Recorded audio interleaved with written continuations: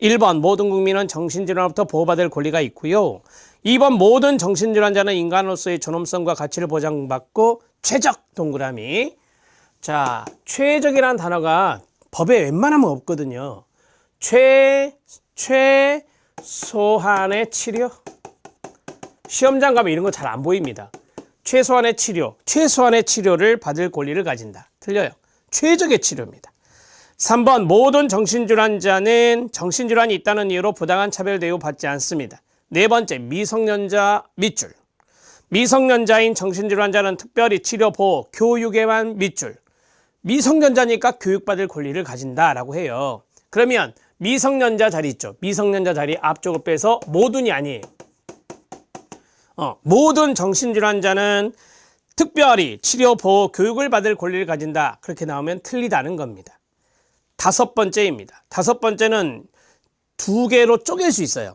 정신질환자에 대해서는 입원 또는 입소, 이하 입원 등인데요. 최소화되도록 지역사회 중심의 치료가 우선적으로 고려되어야 한다. 이렇게 끝낼 수도 있어요. 거기서 끝내시고요.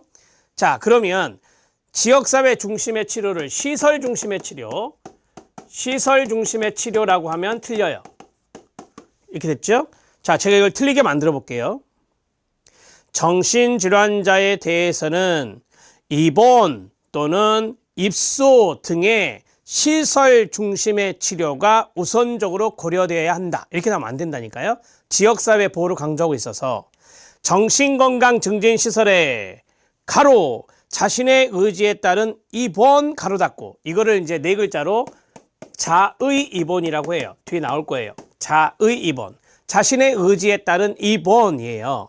자, 그것이 권장돼야 된다라고 했잖아요. 권장 동그라미.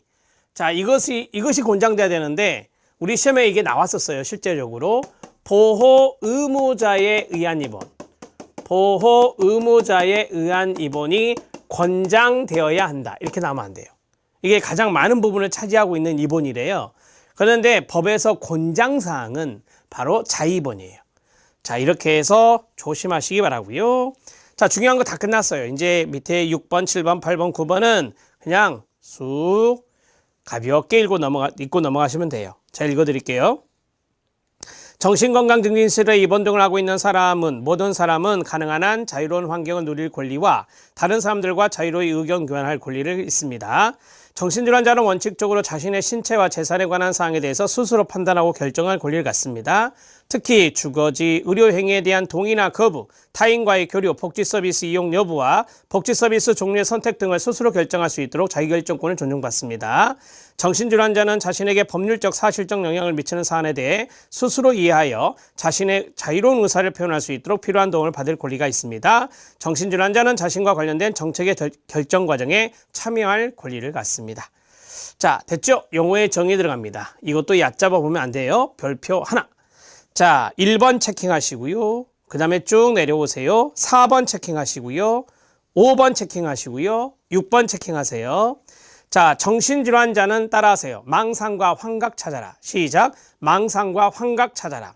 망상, 환각이 아닌 다른 이야기가 막 나오면 이건 틀린 거예요. 정신질환자란 망상, 환각, 그 자리만 형광펜 밑줄. 망상, 환각, 사고나 기본의 장애 등으로 독립적으로 일상생활을 영위하는 데 중대한 제약이 있는 사람을 말합니다. 정신건강 증진 사업, 정신건강 관련 교육 상담, 정신질환의 예방치료, 정신질환자의 재활, 정신건강에 영향을 미치는 사회복지, 교육, 주거, 근로환경의 개선 등을 통하여 국민의 정신건강을 증진시키는 사업을 말합니다. 정신건강복지센터 많이 보셨죠? 대개 이제 구청 그 부근이나 보건소 부근에 많이 설치되어 있죠. 정신건강복지센터는 정신건강증진시설, 사회복지사업법에 따른 사회복지시설, 학교 및 사업장과 연계체계를 구축하여 지역사회에서의 정신건강증진사업 및 정신질환자 복지서비스 지원사업을 하는 다음에 기관단체를 말합니다. 국가 또는 지방자치단체가 설치 운영하는 기관이든지 또는 국가 또는 지방자치단체도 위탁받아 정신건강증진사업 등을 수행하는 기관 또는 단체가 여기에 들어갑니다. 정신건강증진시설은 세 가지입니다.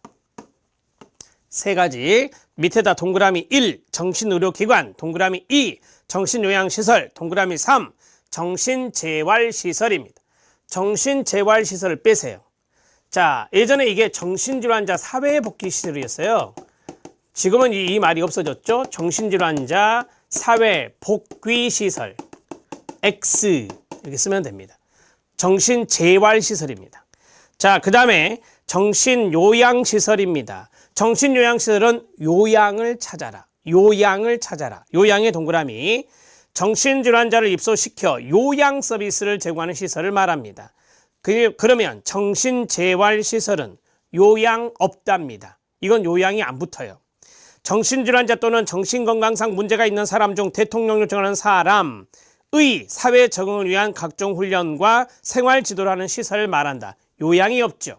그러니까 이 두 가지를 크로스로 이렇게 바꿔치기 하면 틀린 거예요.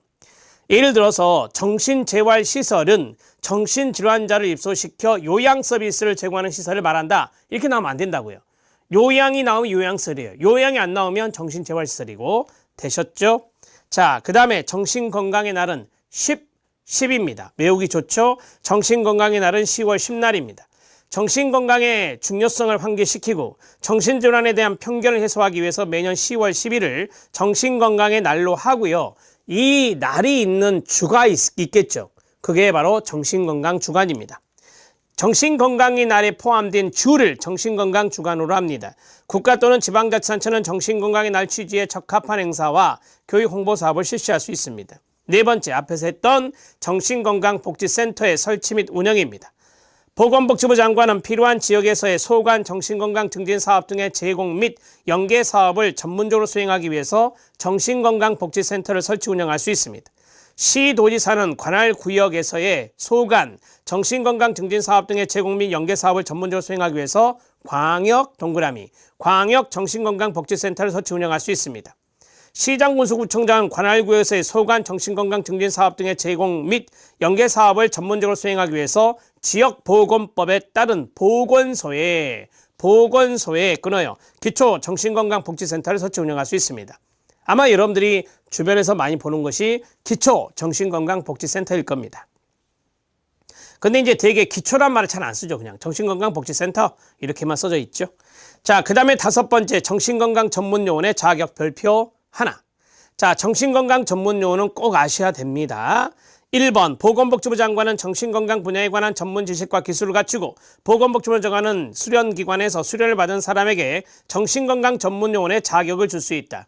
제가 앞에서 사회복지사업법 할 때, 사회복지사업법을 할 때 국가 자격으로 이제 들어온 게 있어요. 그 부분을 이야기를 좀 해서 해드릴 건데, 자, 정신건강 전문 요원이 있어요.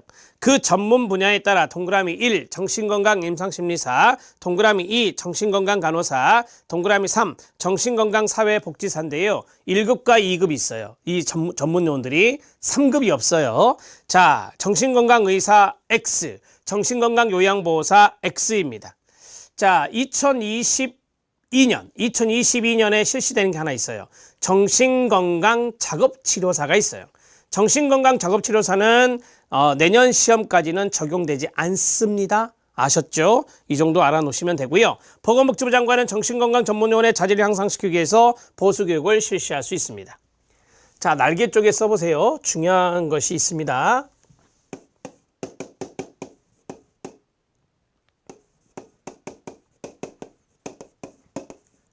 (2020년 12월 12일에) 시행되는 게 있어요. 국가자격제도인데요. 자, 국가자격제도가 세 가지가 이제 신설이 돼요. 사회복지사의 전문성, 전문성을 위해서 세 가지가 이제 국가자격제도가 생깁니다. 첫 번째가 학교사회복지사입니다. 학교사회복지사. 그 다음에 두 번째가 의료사회복지사입니다. 의료사회복지사. 그 다음에 세 번째가 이제 금방 말씀드렸던 정신건강사회복지사입니다.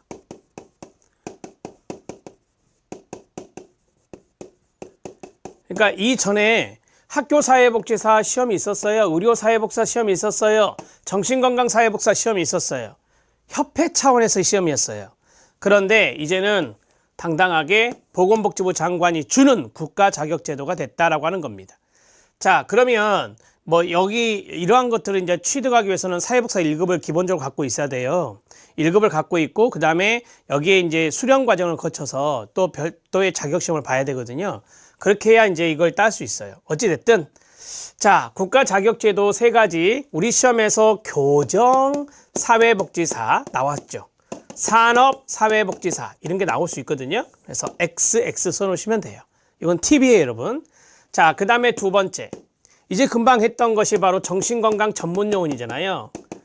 정신건강 전문요원이에요. 정신건강 전문요원은 급수가 있어요. 1급이 있고 2급이 있거든요.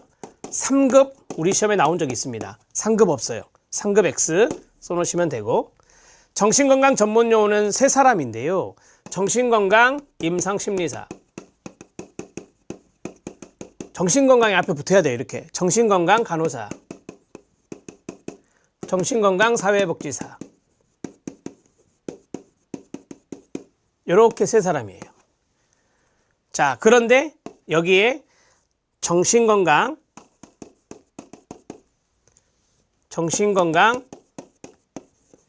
우리 시험에 나왔던 게 이걸로 기억해요. 요양보호사 정신건강 요양보호사와 정신건강의사 이런 것들이 출제됐었어요. 자, 그런데 2022년에 신설된 게 하나 있어요. 아직은 이제 시행이 아니니까 없다고 봐야 돼요. 정신건강 작업치료사 정신건강 작업치료사 X예요. 요 세 가지는 X예요. 이렇게 해서 정리하시면 되지. 자, 두 가지 말씀드렸습니다.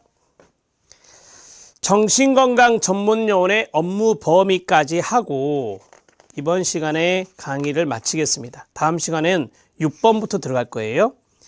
정신건강 전문요원의 업무 범위에서 공통 업무가 있고 개별 업무가 있죠. 공통 업무 안 봐도 돼요. 개별 업무만 봐도 돼요. 개별 업무 중에서도 뭐가 중요하죠? 당연히 우리 것이 중요해요. 정신건강 사회복지사 맨 아래에 있는 거 제가 별표 쳐놨죠? 형광펜으로 밑줄만 치면 돼요. 자, 거기에서 단어 3개만 아시면 돼요.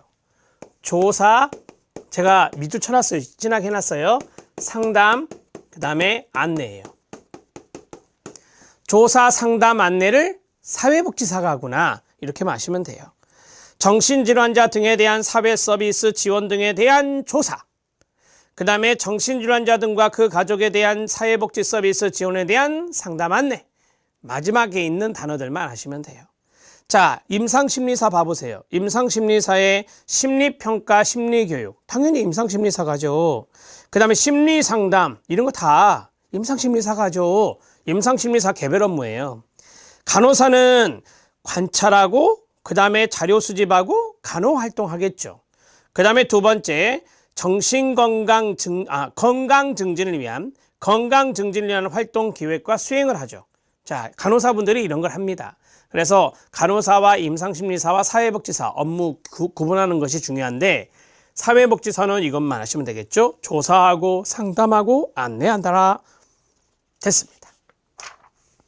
자, 다음 시간에 6번 정신건강 증진시설의 개설, 설치 및 운영 이런 것들을 좀 보도록 하겠습니다. 자, 다음 시간에는 이거 끝나고 국기법, 국민기초생활보장법 들어가요. 정말 중요하죠.